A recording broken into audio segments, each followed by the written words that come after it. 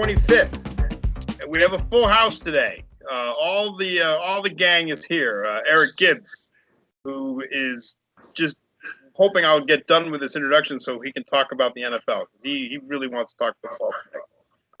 Matt DeSaro is back with us. He will regale us with tales of Major League Baseball. And Vic Choxy is here. We will probably not talk about his PGA picks this week because he sucked last week. He couldn't keep it going. He could not get 3 in a row. Jason Day let him down in a big way. So, but we'll see. Maybe, Vic. Maybe we'll give you another chance, Vic, to redeem yourself at this week's second round of the FedEx Cup. But anyway, I think a great place for us to start today is to talk a little bit about the National Basketball Association. Last night, I think everyone's probably seen this photo that's been going around on the socials of the scoreboard of last night's Lakers-Blazers game when it was 24-8. A fitting moment on Kobe's birthday. And boy, the Lakers were if that was a tribute to Kobe, that was pretty special because they looked as good as they've looked. They looked like, the Magic Johnson, Kareem Lakers last night blowing away the Western Conference. I think whatever doubts we might have had about the Lakers about a week ago, boy, I don't know now. They look great. And so, Vic, I want to ask you, I know you're more Clippers out of the West, but what are you seeing right now out of the Lakers? Are you changing your thoughts about which of the Los Angeles teams is the better team? I'm not changing my thoughts, but you're right. They looked really, really good last night. But, this should be expected. They're the 1 seed facing an 8 seed with terrible, terrible defense, right? So, Anthony Davis looked good. He was more aggressive. LeBron was really, really aggressive. And the Clippers looked pretty bad last game, man. Luka put on a show with 1 foot, and they're missing Porzingis. And, they're going to miss him again tonight. So the Clippers look a little shaky, but I still think they have the best overall team. But the Lakers look like they have better chemistry.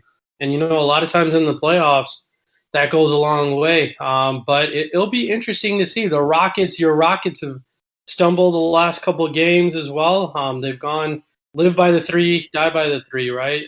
They went super cold last game, and it'll be interesting to see if they can bounce back. But the second round matchups for both these teams, all the teams actually, like the East and the West, second rounds are pretty loaded. So it'll be interesting. I think the Clippers take care of business tonight and get back on track. But it should be fun. But I'm still kind of fading the Lakers for the overall chip. One thing following my Celtics over the last week or so, and my thought here isn't really necessarily about the Celtics. The series coming up with Toronto, epic. Either one of these teams you could see beating Milwaukee. And getting to the finals. I think the Celtics, if they can find a way to beat Toronto, it would be fascinating to see them go up against Milwaukee again, this time without the whole Kyrie distraction, and see if they can put on a better show this year. But boy, I'm just going to throw this out there. And, I don't watch a ton of NBA certainly not as much as I used to. And I hear all the time about how great Joel Embiid is. And I watched all 4 of these games against the Celtics. And I understand Ben Simmons isn't playing, and that's a big part of the situation. And I also understand that getting rid of Brett Brown was probably the best thing the Sixers have done in a long time. But boy, Joel Embiid, he looked so bad. And it just made me wonder, is he just so overrated? The only thing I could think of as a longtime Celtics fan, it was like watching Ralph Sampson in the 1986 finals, where he just completely checked out and just cowered at the sight of Kevin McHale and Robert Parrish. And of course, he started the fight. The only thing he did that whole series was to have the fight when he punched Jerry Seasting. And other than that, it was a shell of himself. And I'm watching Joel Embiid, and all I'm seeing, he looked like a guy who plays rec ball, like he's your pickup guy, and he's trying to play against actual players, and it's like he's still running on defense when the rest of the other 9 guys are on offense.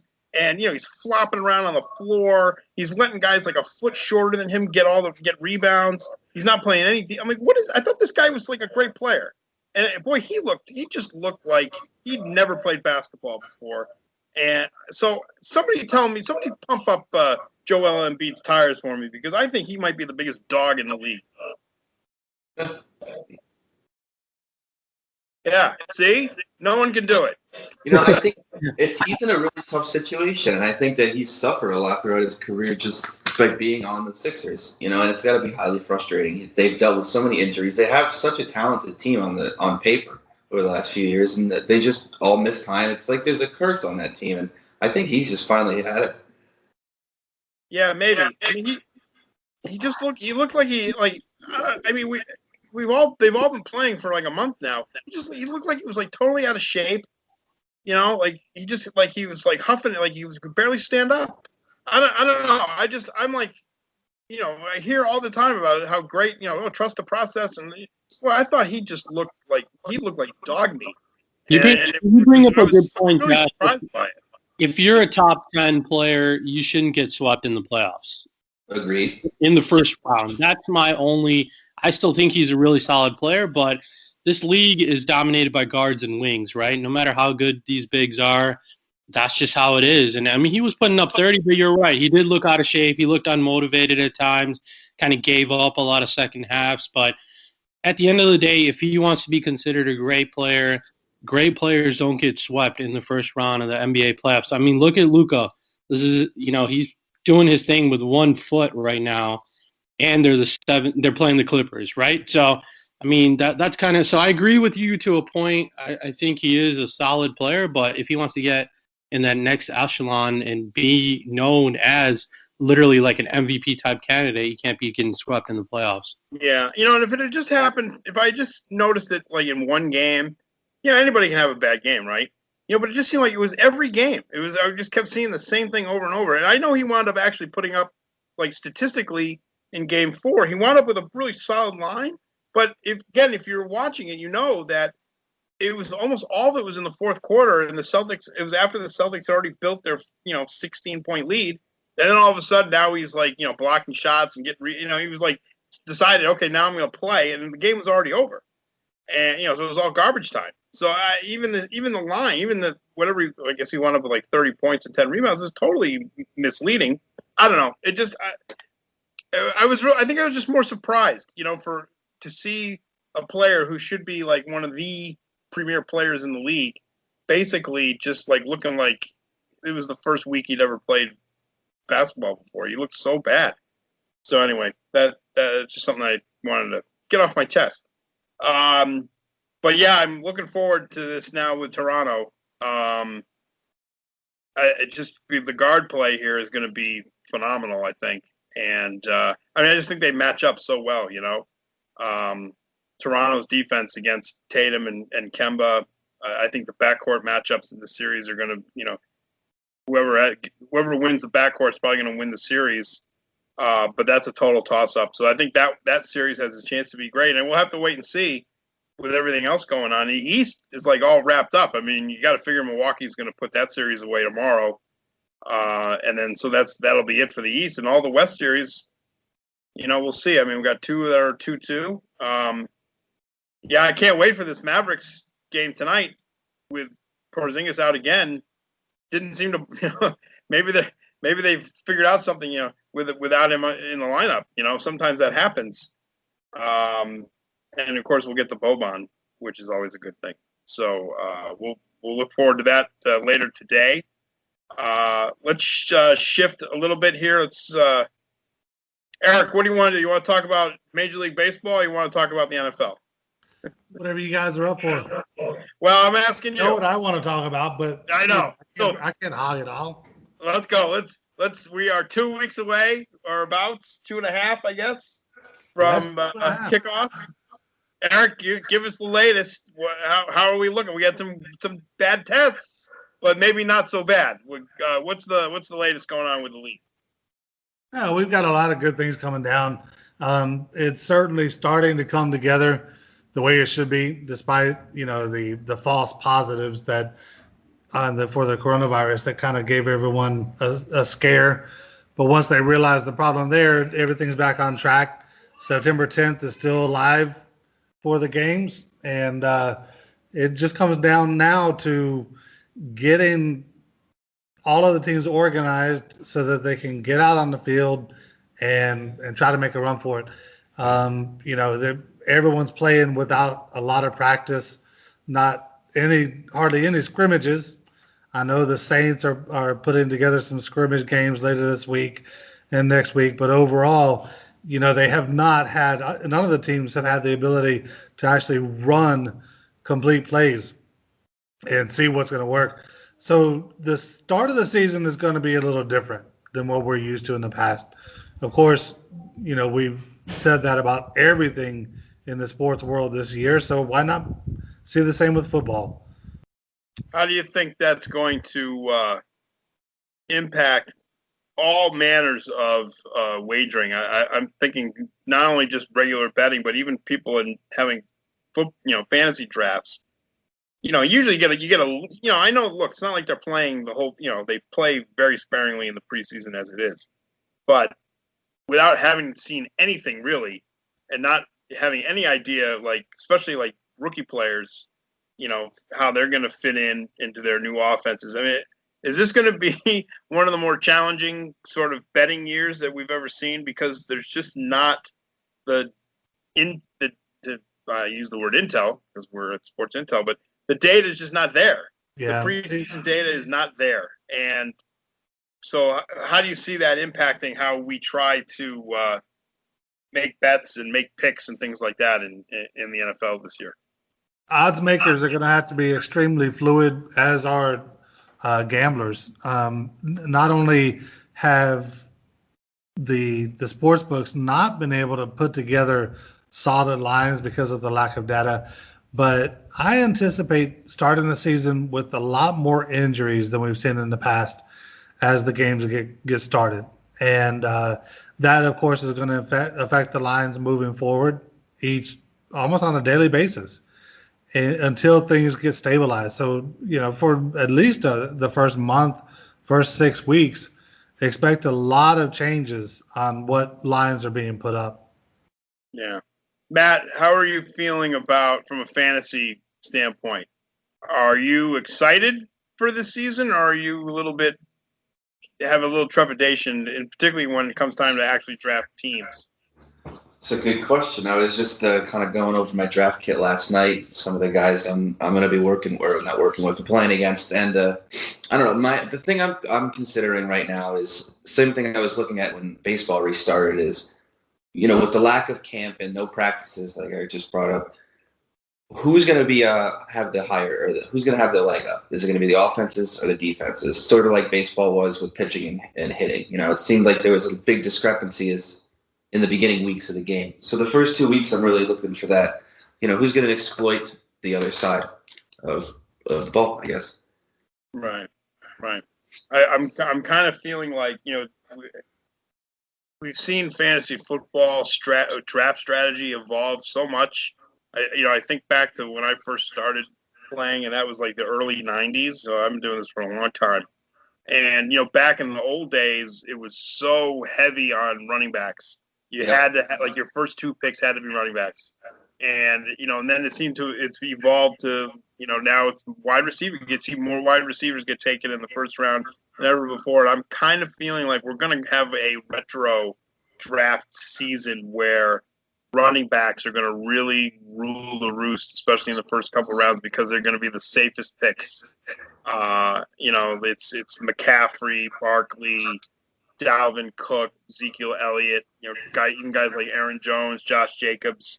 I think we're gonna see a lot of fantasy owners in drafts really want to load up on every down back running backs. Unless if you're in a PPR, obviously you're gonna want to get the pass catcher running backs too. But I think wide receivers, quarterbacks are gonna really be less of a priority because I think people are like what you just said. I think the offense versus defense gets most effective most affected in the passing game, and I wonder if that's where we're going to see. And I haven't really looked. I was going to start doing it this week, looking at ADPs and seeing where people are going. But it just seems like the running back position is going to be the most coveted position, at least early in drafts. Yeah, I mean, it usually is. And this season is, I think, particularly deep for quarterback talent. So, I mean, at least as a recommendation and as an early, because I'm behind a little bit. But I would have. There's a lot of people taking Lamar Jackson within the first 2 rounds, and I think taking any quarterback this season that early, even maybe 3rd round, is a mistake because it's a loaded up position right now. And very, very, very rarely, I want to say like 3 times in the last 20 years has a quarterback repeated as the highest scoring player in fantasy. A lot of guys reached up and took Mahomes last season. Obviously he had an amazing year, but to repeat that kind of a performance and to spend a 2nd round pick on it, perhaps, the reason why Lamar Jackson was so coveted last year is because he was a late round flyer. He was somebody who wasn't expected to do so well, and he did it amazingly. So I'm not saying he's going to have a bad season. Granted, he's already hurt, first of all. But I would recommend avoiding a quarterback. Go 1-2 running back and then move on from there. Are you? I assume you now. Do you play like keeper leagues, or are you more just sort of regular like one-off season type leagues? No, I've never actually played in a keeper league. I've just I have a group of guys that we play every year for the last 6 or 7 years. So that lends me to the second part of my question, which would be, where do you feel, or how do you feel about rookies this year?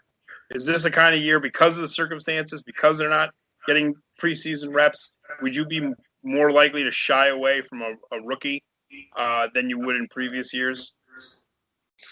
That's a good question. No, but I also will say that I don't really look for a lot of rookies usually. Anyway, right. They're so volatile, and they usually a lot of them kind of end up on the waiver wire anyway in the early weeks because they don't always get the playing time. Right. But it hasn't really affected me that much. But it's not something I focus on much anyway. I don't think. Yeah, I don't know if there's a Josh Jacobs in the draft this year. Right. He was such an impact player last year that. I don't know if there's some. I mean, there's some wide receivers I might be willing to take a flyer on, but I don't know if I think, and especially just the fact that they're going to need the first 2 or 3 weeks of the actual regular season, I think, to figure out where they really fit and the speed of the game and all that. I think it's gonna hit them the hardest. So I would say if you're drafting, beware the rookies. And beware the early quarterback. Definitely don't go early on the quarterback. And maybe in the next week or so, we'll do a little more in depth on who we like. Maybe break down some picks and some sleepers, and we'll do a special draft, fantasy draft podcast. Maybe we'll do that next week. But anyway, Eric, I want to give you the first crack since we're getting close. Are there teams that you like? Who you got an early Super Bowl pick, or from what you've been seeing from looking around the league? Is there what do we think about Tampa Bay? Is Tampa Bay is it gonna be? Are they gonna be for real? No. The Patriots. Who are you liking right now? Who's popping in your on your board, as it were? It's a toss up. I think San Fran has a good chance of making it back again. The Chiefs are definitely hot. There's no 2 ways about that. The Saints, borderline. It depends on how they get the season started. But if they show a strong performance when the games get underway, they might make another solid run, and this could actually be their year. Those would probably be right now, with the little bit of information we have available, the top choices. The Chiefs and the 49ers are going to be sharp from the gate, and the Saints have a shot if they can keep their game together. Who's giving you bad vibes? The Pats. Tampa Bay's not going to get anything out of Brady, not enough to put them in a running. And so I've got Tampa Bay and New England middle of the list right now. And, we'll see how it plays out. Vic, you got any early good vibes, bad vibes? I think he nailed it, man. Like the Ravens and the Chiefs and the Niners look after free agency in the draft, they look to be in a class of their own, right? Like those three, I would say, are like the Yankees when we were talking baseball before. I mean, those teams are just loaded. So unless they get decimated by injuries, I think those three are my favorite teams to come out. I mean, it's not going out on a limb or anything like that. I do like my Bears. I know people are kind of down on them, but to me, this is a squad that won 8-8 last year. Ton of injuries. Nothing from the quarterback position. They've upgraded the tight end position, the running game, the O line. They got everyone back. So the D is going to translate to me, and they're going to have a top 5 defense this year. It's kind of to Matt's point he was talking about in general, like what do we think is going to translate early on? And to me, it's going to be defense. Like offenses need time to get that chemistry and get that routine down between QBs, receivers, and O lines. Defenses just can come in and plug and play and just hit away. And Bears got that top 10, top 5 type of defense. So I think they come out of the gates kind of hot. But I'm not sold on the Pats. I know Cam's been looking good at practice. This is probably their fall year, and maybe it's something that they planned. It's funny how they have the most people that have opted outright so that they can probably get Trevor Lawrence and become another dynasty until we die. Yeah. And my Bears will still not have a quarterback my whole life, probably. So I don't know. I'm still. It'll be interesting to watch the Bucs, man. I'm not high on them, but they do have a lot of talent on the offensive side of the football. So they got an experienced coach. They got Brady. I think he'll just be entertaining to watch them. I don't think that leads to a lot of success on the field, but every week they're going to put on a fun game. But yeah, those three teams are head and shoulders above everyone else right now. Yeah, I remember. It must have been around the time of the draft. So, of course, being from New England, I have a ton of friends who are Patriots fans, and I just remember asking them. I said, "Hey, it was after Tom left, right? So Brady's left, and I remember just saying, like, you've had 20 years now of winning Super Bowls and being the best team in the league and all that. I said, could you stomach one season where they just completely tanked it and went 1-15, but then they get Trevor Lawrence, right? And could you live with it? Could you, knowing what you're going to get, could you stand having a disastrous 4 months of football where they never win anything? And at least back then, no, we play to win, And I'm kind of wondering now if I ask that question again, I might get different answers about that. But maybe these are just so screwed up this year now that who cares, and just go ahead, lose all your games. We'll get Trevor Lawrence. Wouldn't that just be the Belichick way to do things? Exactly. I mean, to your point, this is probably the craziest football season of all time. I don't know about you guys, but when it comes to anything, fantasy gambling, it's just it's literally 2 weeks away, and I feel like we just are not as ramped up and as hype as we should be, right? My commissioners literally sent emails yesterday for the first time. I was like, are we even having fantasy this year? I didn't know, right? Because I didn't push because everyone's busy and going through tough times. But it is the craziest season to me right now. And so if you ask your buddies now, they might just be like, well, we don't care about this year anyway. We get Trevor Lawrence, we're good. The Pats are back. So, man, we'll see. I'm jealous of the Pats and the Packers. I'm a Bears fan, so obviously I hate the Packers. And literally my entire life, they go from top 5 to top 5, right? So it's I'm really hoping this, as a hater, I'm hoping this Jordan Love pick is not good. And somehow, some way, the Bears get a quarterback that's going to excel for the second half of my life that I can actually enjoy football. Well, we shall see. Yeah, it's been a very hit or miss time for all my New England peeps because you got the Bruins. The Bruins look great. The Celtics. Hey, you got a shot here, and then boy, Red Sox. it's the bitterness among Red Sox fans over the Red Sox is unlike anything I've ever seen. Between them, trading Mookie and then now that they're so awful. So I don't know. I don't know if Boston fans could take like another month of this Red Sox team and then the Patriots being terrible. That might be too much. That might be as we head into the winter months. I don't know if they can handle that. But I do want to at least spend a couple minutes on Major League Baseball. We are literally at the halfway point, which is also like a bizarre thing to say, but we are literally at the halfway point. Yesterday was the 33rd day of the season, of the 66 days of the season, 60 games. I had to spend yesterday at the DMV. I had to go online and change everything because I had to change all my references from San Diego to Slam Diego because that's where I live now. I think the Padres are the best story of baseball. That's it. Podcast is over. Padres are the best story in baseball. It's amazing.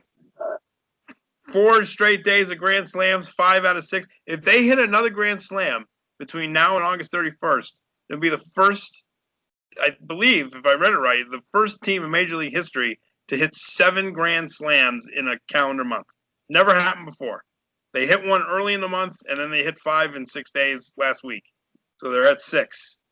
And then Tatis is making, circus catches going back in the left field. They've won 7. Can't even keep track. 7 in a row. Longest winning streak since 2012. How bad have they been? But hey, here we are. So I say bring it on, Major League Baseball. We have the best team in San Diego. Anybody else with some thoughts on the first half? Vic, your Cubbies looking pretty good. Tell me what's your biggest takeaways from the first half of the baseball season? Yeah, the Cubs look good, man, especially because they haven't gotten anything from Javi Baez or Chris Bryant, and they're still in first place. So, I'll take that all day. But they're going into some offensive lulls like they have been the past couple of years. So they need to really get that on track. Their pitching has looked good. I mean, the Yankees, all of us talked about them before the season started. They're just loaded, and they look good. Your Padres have looked great, man. You called that from before the season even started. I remember you called it. So, the Dodgers obviously look good. I don't know what's going to happen with them come playoff time and if Kershaw's going to be back and just the usual question marks. But I think the teams that we kind of expected to do well are doing well. Like all of us talk, I'm pretty sure it was Matt that talked about the Braves, right? So they're in first. Yes. I talked about the Cubs, they're in first.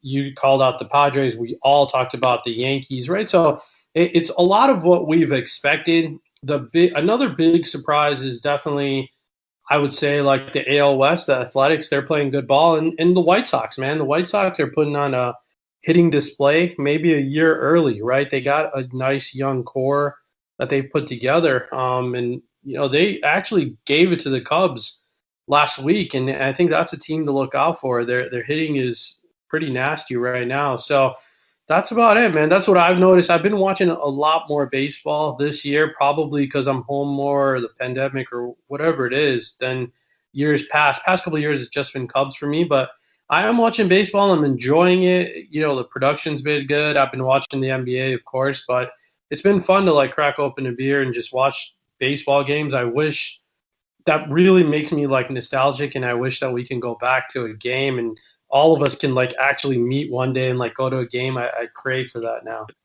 Well, maybe next year. Eric, what is there a correlation? But we're just talking about having being able to go to the ballpark and watch games. Is there a correlation between having fans in the stands and the umpire's ability to tell the difference between a ball and a strike? Do you really want to go there? I do. That is the one. That is the one This thing. sounds like a good place to go. Is that like the most bizarre part of this whole thing? Is the just every night, and it's not the same. It's a different umpire every night, and boy, guys are throwing the ball right down the middle, or they're throwing it 5 inches off the plate. And what is going on? Why are umpires struggling so much? you really can't blame it on the fact that there aren't fans in the stands, because baseball has had the ability to view the pitch for the past couple of years. They've known what's coming down the pipe digitally, and Right. all of it is being recorded. So how these plate umps can continue to make the same asinine mistakes time and time again is mind-boggling. They don't deserve to be on the field, plain and simple. When they can make such a bastard call like they've been doing, it's amazing. I just don't get it, how they can continue to be able to call games when it's obvious that they're getting it wrong. Yeah, Eric, does it seem like this year, though, is like way, way worse? I mean, we've been talking about this for years, but doesn't it feel like this year it's like really over the top? I think across the board, across all sports for the past couple of years, I think referees have gone downhill.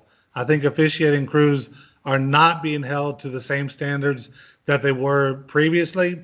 I think that there's too much part-time employment these days than what we've seen in the past, and they're not taking it as seriously anymore. Yeah, I know they were using the robot eye in the minors, and boy, it's going to be. I'll be very interested to see if this becomes a major off-season issue, because it just seems like every single night now, if you go on social media, somebody's putting up a clip from some game from that night where particularly on the balls and strikes, it's just, I've never seen anything like it. It has to be made a major issue, either on the part of the players, or if the league's not willing to do it. Because, I mean, let's face it, when it comes down to it, one bad call in any sport can ruin the game completely. Right? It can completely throw off the trajectory for either of the teams. And it just cannot continue the way it's been. It's blatantly obvious that there are errors being made every single game, and it's time that something be done. I will throw this out as a semi-conspiracy theory, which I love. And let's see if you guys, what do you think about what I'm going to propose here?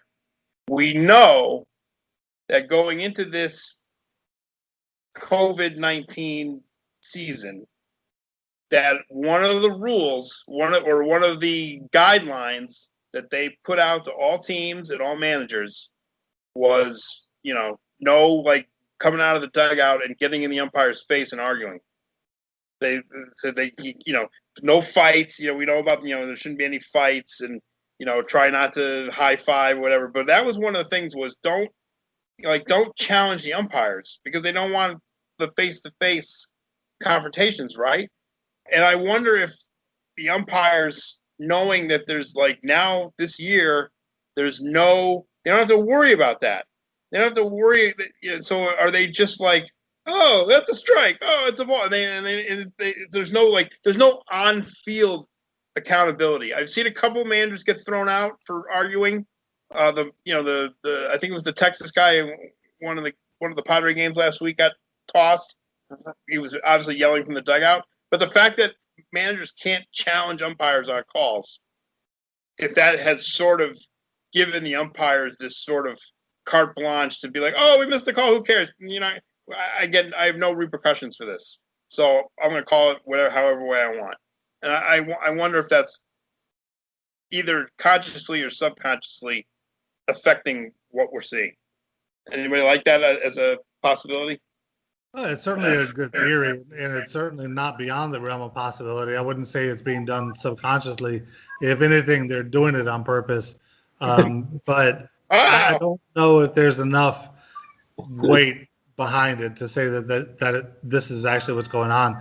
Perhaps, because there are not as many distractions in the real world this year, we're paying more attention, right? Maybe we're just seeing the errors more than we may have seen in previous years. What I'm noticing, though, on social media is, there is the occasional tweet about an error, but there is not any across the board in news outlets and everywhere. There's not any major backlash, any major publicity being given to this issue. And to me, it's a very big issue. It's a huge issue. It's probably one of the more pressing concerns across all of sports right now, and it needs to be addressed. You know what's going to have to happen, Eric, is that it's going to have to happen in a postseason game. There's going to have to be some really horrendous call, sort of like, and I know I talk a lot about the Padres, and I don't mean to bring this up because I wasn't even a Padres fan when it happened. But I think a lot of us still remember it, especially those of us that hate the Yankees. No offense, Matt. The Mark Langston 2-2 pitch to Tino Martinez in Game 1 of the '88 World Series, when he basically put it right down the middle, and the umpire called it a ball. Bases loaded, 2 outs, and then the next pitch, Tino hit a grand slam, and the Yankees won the game. And that was such a horrendous call, non-call.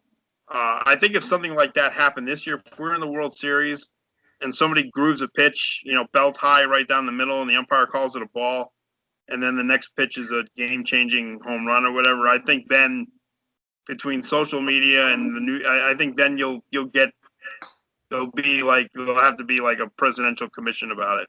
I think that's what it's probably going to take, and I wouldn't be surprised if it happens. I mean, it just seems like it's inevitable that that's going to happen based on what we're seeing already.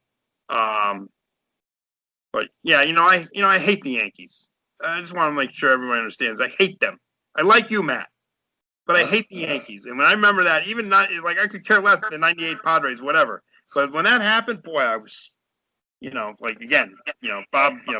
the league, Bob Watson, wasn't Bob Watson? Isn't that when he was like in charge of the umpires, for the league? And I'm thinking, yeah, of course, it was not. I'm sorry, I just had a bad flashback. Everyone's making a bigger deal out of the unwritten rules than they are about the rules right now. I know. And it's a joke.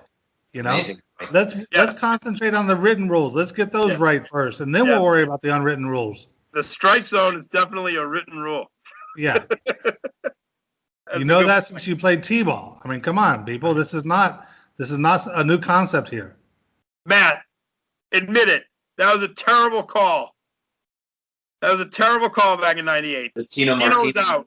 That was strike 3.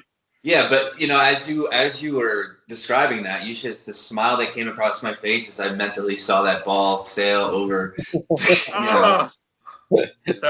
Matt, how old were you, man? You don't look like you're that old. What year? Sorry, '98? Yeah. 98. Game 14. 1, '98. I was 14. Okay, so that's a good point in your life. So yeah, now you can smile. Keep smiling. That's awesome. Man. Yeah, those are the golden years, man. It's never going to get that good again for me. So. Yeah. Or most anybody, really. I mean, those are lucky. Yeah, those are dark times for me, man. That was anything pre-2004 was a dark time. So anything post 1908 to 2004. Hey, 1918, pal. 1918. He's just in both clubs' World Series championships. All right, so there you go. That was good. We got a little rivalry thing going there. Excellent. Baseball. Everyone loves baseball. I mean, not this season, obviously. No, God, no, man. Red Sox. Jeez. We joke about it. My wife and I joke about it, and I joke about it with some of our friends. The Red Sox actually have a chance to be historic. The worst winning percentage in Red Sox history for a full season is like 279. I think in 1932 they went like 40 and 110 or something like that. I think the number was like 279 was the winning percentage. This team's got a chance. They got a chance to beat that. And so at least if we're going to do it, might as well make it historic, right? But yeah. Find the bright side, man. Yeah, thank God we are here. At least the Padres are saving our lives. Yeah. So, yeah. All right. Well, that's a fine note, I think, to end on. And so yeah, next week, whether it's on the main podcast or maybe Matt and I will do a special fantasy draft podcast. But one way or another, we're going to take a look at some players that we like, players we don't like, sleepers, picks to avoid, that kind of thing. I think it'll be a good show, a good chance for people to get ready for their drafts. And we look forward to trying to give you some good advice. So for Vic and Matt and Eric, who's loving his football, we'll see you next week. Take care.